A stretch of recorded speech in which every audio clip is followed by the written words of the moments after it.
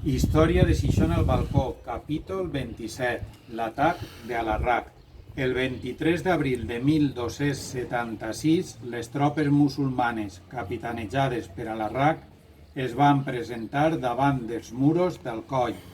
Els alcoiars dirigits per mossèn Torregrossa li van fer front i inclús el van matar. Van eixir de la seva població, van perseguir a les tropes musulmanes, però van ser derrotats en el que es coneix com lo desbarat de la Canal. Aquest fet realment va ocórrer el dia 5 de maig i Alarraq va arribar al Alcoi mitjançant el camí major d'Alacant que passa per Xixona.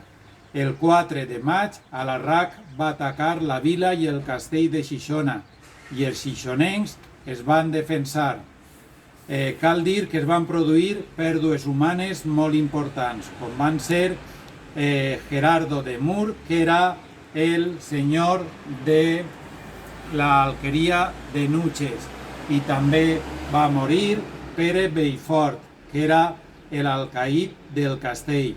Jaume I, el 6 de maig, va solucionar aquesta qüestió nomenant com a nou alcaid a Vidal d'Estadella i otorgant les terres que foren de Gerardo de Mur als xixonencs sempre que s'ocuparen de defensar el castell.